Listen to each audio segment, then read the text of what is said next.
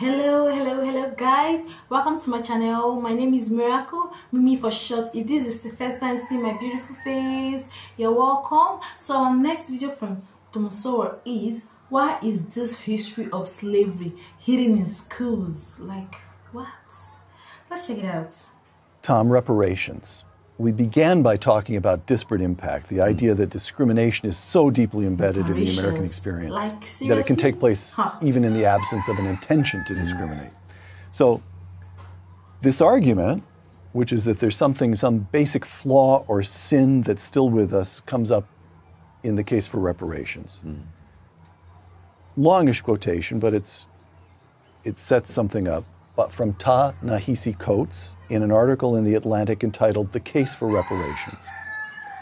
White supremacy is not merely the work of hot-headed demagogues, but a force so fundamental to America that it is difficult to imagine the country without it. And so we must imagine a new country. Reparations is the price we must pay to see ourselves squarely. The wealth gap merely puts a number on something we feel but cannot say, that American prosperity was ill-gotten and selective in its distribution. What I'm talking about is more than recompense for past injustices. What I'm talking about is a national reckoning that would lead to spiritual renewal, close quote. And Tom Sowell makes what of that? Well, it tells me that I've made the right decision not to read The Atlantic for decades. Slavery is a very big subject. I have in my home an entire bookcase of nothing but books about slavery in various parts of the world and various times of history. And the sad fact is that slavery has been a universal institution for thousands of years, as far back as you can trace human history. And what we're looking at is if slavery is something that happened to one race of people in one country, when in fact the spread of it was around the world. In 1776, which is when Adam Smith published The Wealth of Nations, as well as when the United States got started, he said that Western Europe is the only place in the world where there is no slavery. And even the Western Europeans had vast numbers of slaves in the Western Hemisphere. Yes. But not in Western Europe itself.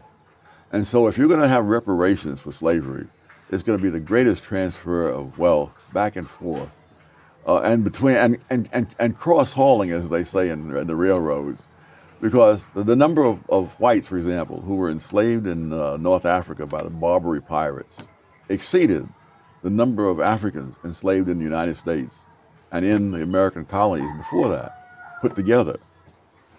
But nobody is going to North Africa to ask for reparations because nobody is going to be fool enough to give it to them.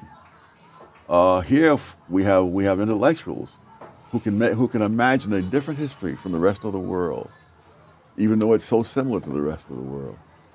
Hey guys, I'm trying to think about these things. Like, I don't really know what to say or how to begin, but it baffles me. Like, people who were never slaves are demanding for reparations. Like, they are demanding for compensation. How? Like, from people who never even owned a slave. Like, it's just so disturbing. I don't even know how to arrange all these things. I don't even know, like, gosh, it's just so immature. For me, it's just so immature.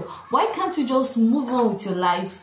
History, everything is now in history. It has passed. Like, some of the people demanding compensation are ancestors with those that made us into slavery, and they profited from it, especially in Nigeria here. Yeah, they sold people into slavery.